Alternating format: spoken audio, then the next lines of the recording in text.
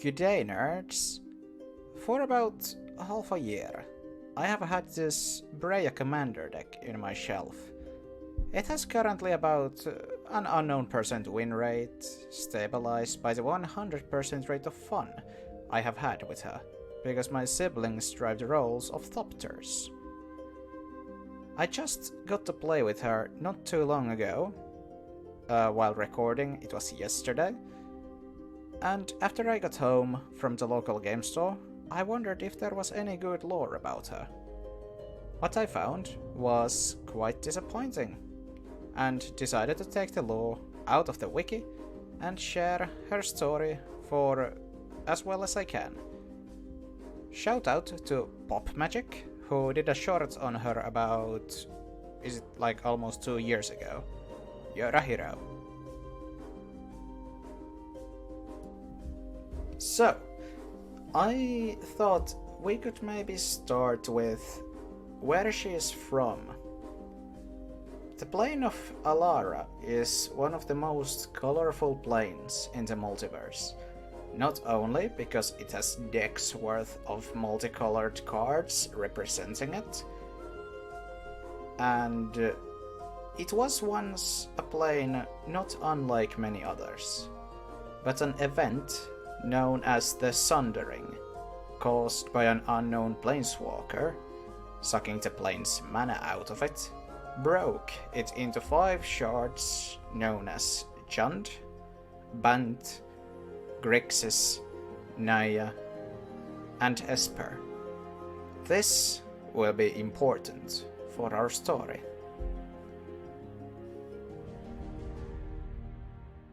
Out of all these 5 shards, we will be focusing on Esper shard, which itself was aligned with white, blue, and black mana, and its populace had one goal in mind: to get that sweet Etherium.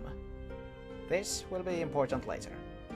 Since Esper was lacking the emotional support of red and the trembling hipster power of green, its society built itself without much care for resource management or self-control.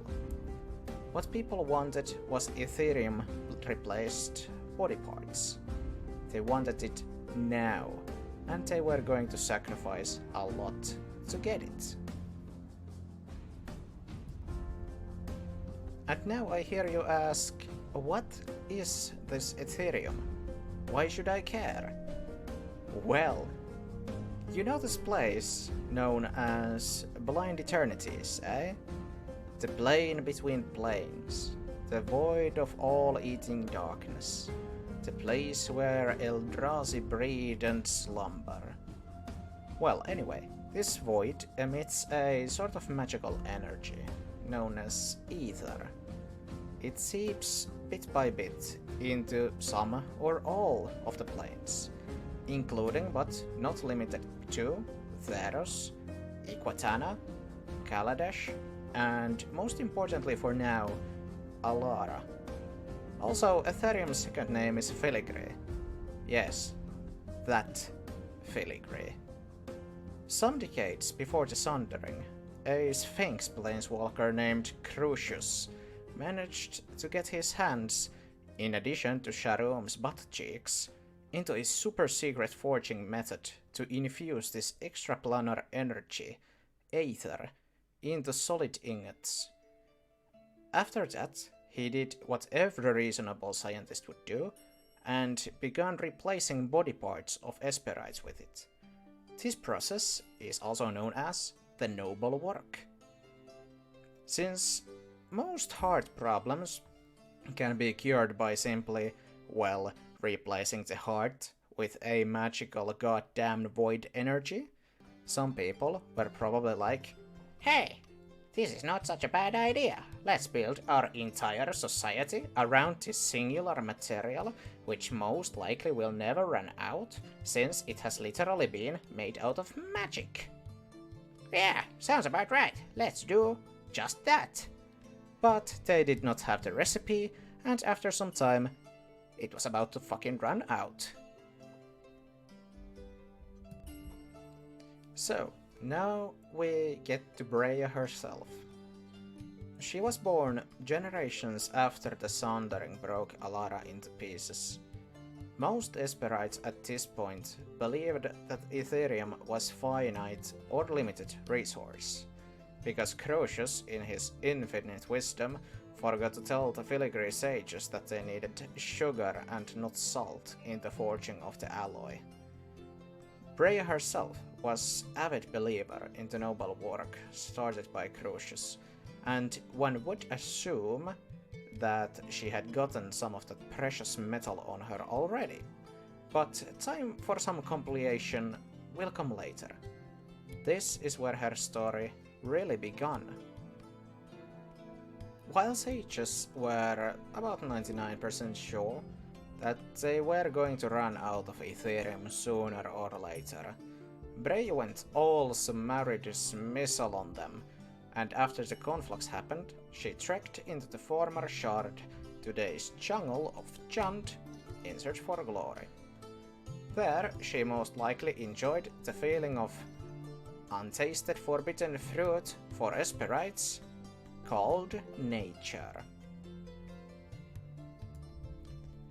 It is unknown how long she traveled the unmapped jungle of Jund, but at some point she came upon a ruby-red stone called Karmot, and like any addict in withdrawal, she was like, "Hey, can I maybe use it in creating that sweet old Etherium?" Against any and all scientifical odds, she actually succeeded.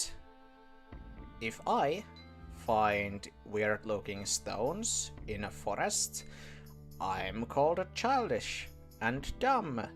But when Breya does it, she creates metal which is believed to be endangered, level, inaccessible. Wait, are you telling me the secret ingredient was not sugar? Oh well, anyway. After she had proven the method of using a Karmot stone to create Etherium, she decided to flex a bit, creating a sentient being out of the void energy. This being was named Armix, and it was a machine in the literal and metaphorical ways. After creating herself her own filigree familiar, Breya decided that it was time to go all in on the noble work and replaced about a good portion of her organic body with the newly forged Etherium. Her Esperite magic was then enhanced by the local wild magic, which did something weird to her metal, while adding the red pulp to her abilities. Now I shall share a bit of the theory about this gal and her life after the Etherium noble work thingy she did back in Jund. At some point, we know that Breya got herself at least one apprentice, which we can see in the card Breya's Apprentice. Weirdly enough, this guy's identity is unknown, but if we compare the abilities of the two, there are definitely similarities. Both the Master and Apprentice create Thopter tokens after entering the battlefield, with the difference being just the amount of tokens created. This leads to me believing that at first Breya manifests some ether, somehow works it into a solid semi-living thing known as a Thopter using this Karmot stone. This Thopter is kind of a piggy bank of sorts for her, and she can use the Thopter's energy into healing, or withering, or just blatantly bolting something, allowed by her new fancy red mana.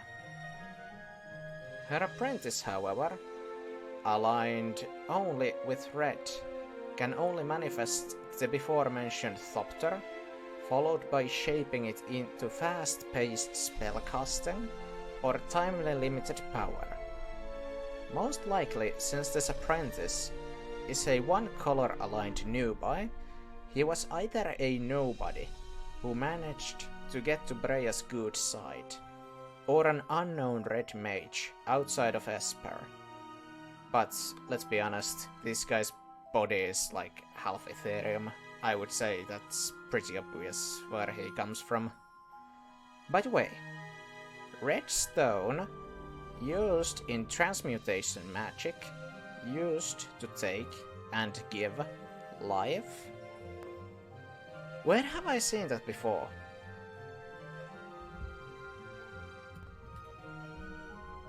Some end notes. Breya is indeed an interesting personality.